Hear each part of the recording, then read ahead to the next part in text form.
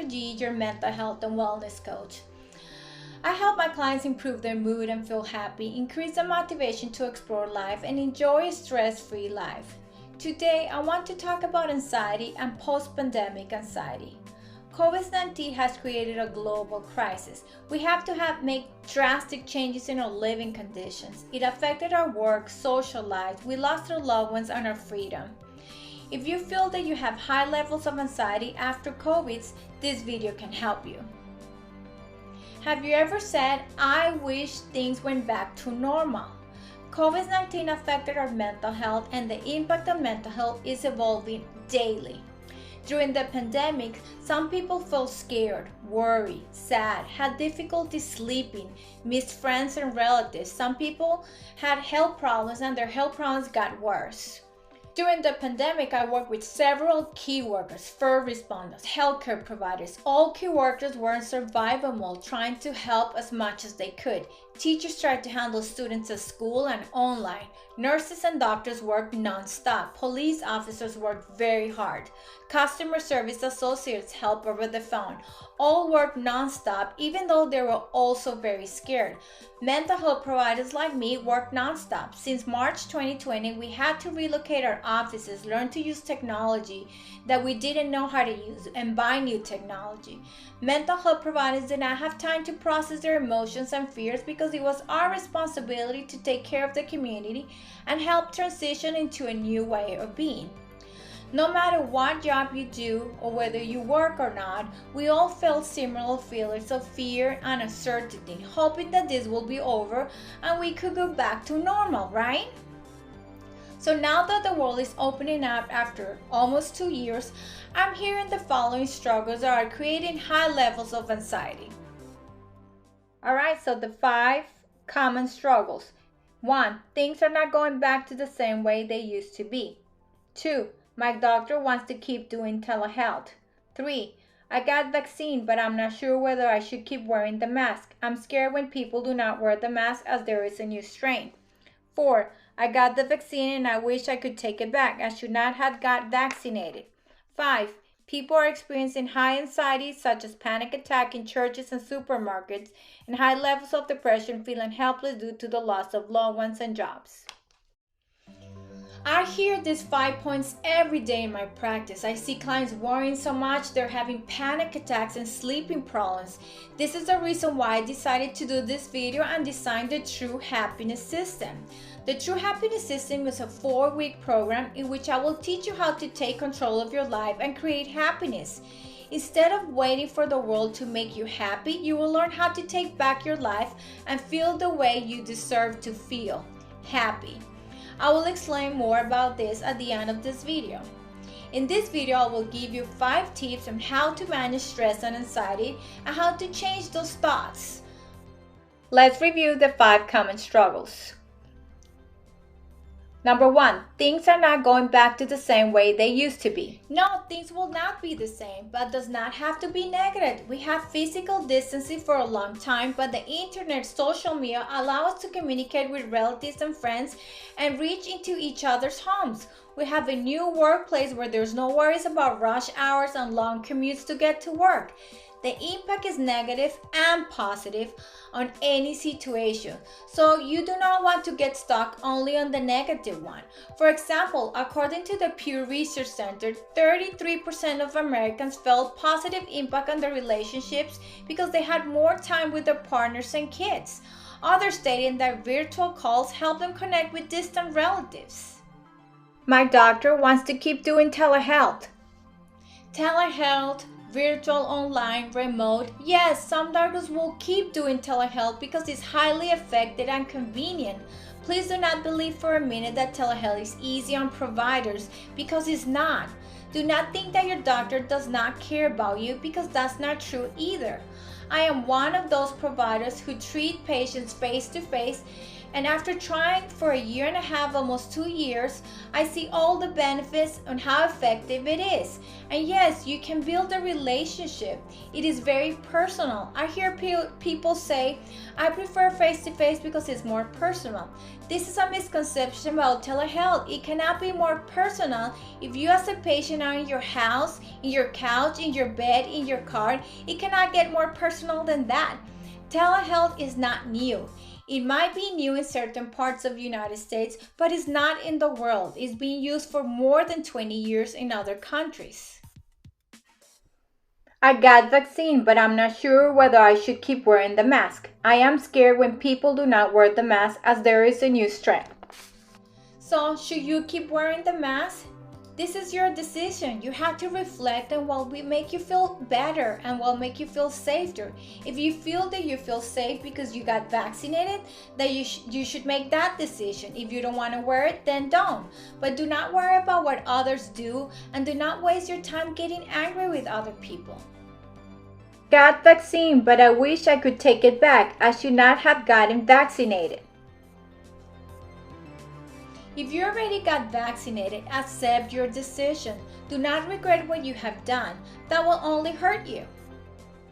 Number 5. People are experiencing high levels of anxiety such as panic attacks in churches and supermarkets, and high levels of depression, feeling helpless due to the loss of loved ones and jobs.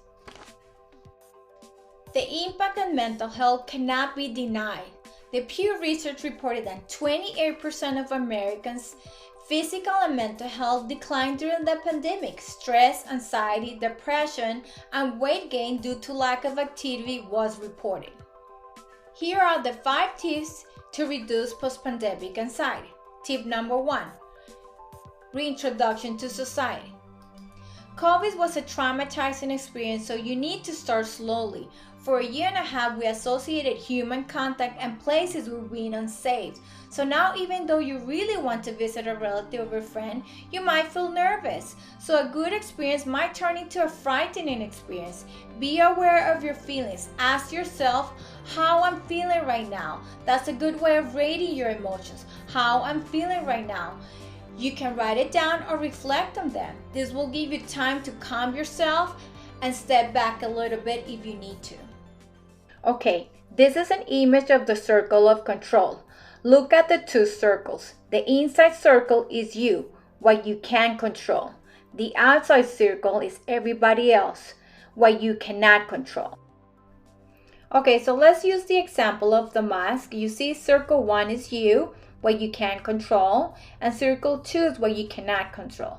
So when you think about the people wearing the mask, as there is a new strain and you don't feel safe, look at the circles and ask yourself, what can you not control and what can you control? So if you see circle 2 is what you cannot control, other people's decision wearing the mask. You cannot force them to wear it.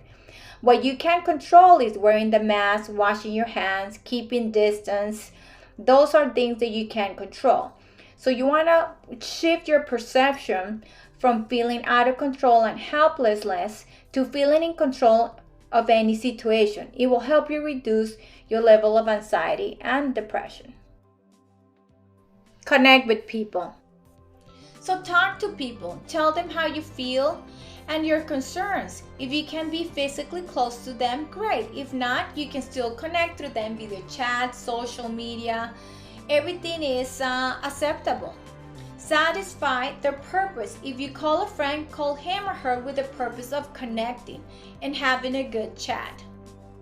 Number 4, take care of your body.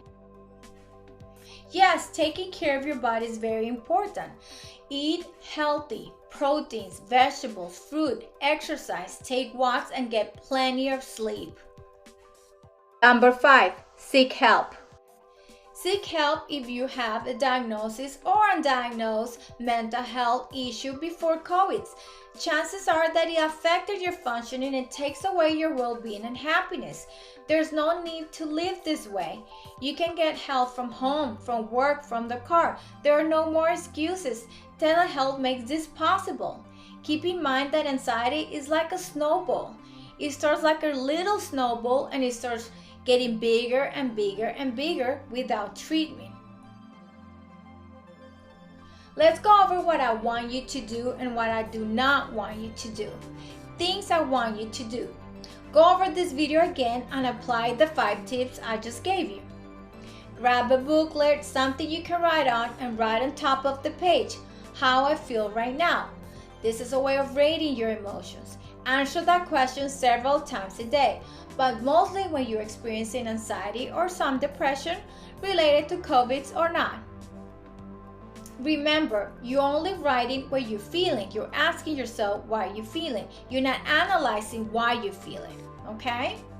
Call a friend or relative and talk to them. Just give them a call. Phone call, text, video chat are all acceptable.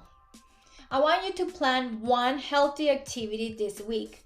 For example, do not eat sugar today, or reduce the amount of sugar you will eat today. And make sure you plan it. Things I do not want you to do. Don't keep waiting to see if things are going to get better on their own. I just gave you activities that I use during my counseling sessions, and people pay money for this information, and I'm giving it to you for free to use and feel better. Don't keep ignoring how anxiety affects you and how it affects people around you. Yes, because it does affect people around you. Your partner, your spouse, your kids, your friends, your coworkers. When you're not okay, they're not okay. So think about the people around you, how your behavior affects them. There is no reason to keep feeling unhappy and worry and make people miserable too. I invite you to hold on to the positive only to learn how to take control of your emotions and adapt, not to let the normal take away your daily happiness. Please check out my True Happiness System. I designed this during COVID because I needed to organize the way I could keep myself happy even during difficult times. I used my expertise and years of experience in the field of mental health and made it easy to understand and implement. The program has 4 modules. The first module is about creating challenges that will teach you how to create happiness and take control. This is super easy and fun to do. The second module is about healing and learning to love yourself. So the second and third module are about self-esteem, but I divided in what self-esteem really is: self-love and self-confidence. So in the third module that is about self-confidence, I will teach you coping skills to increase your confidence. And in module 4, we're going to work in your thought processing. It's about how you need to think to feel happy. You will learn about your thoughts and the thoughts that are keeping you from happiness and how to change them. Remember that you can have control of happiness and can teach you how. I will teach you how to do that. I have a gift for you guys, so please go to the free downloads on my website. I'm going to put a link under this video so you can download, and it's the 18 tips to reduce post-pandemic anxiety.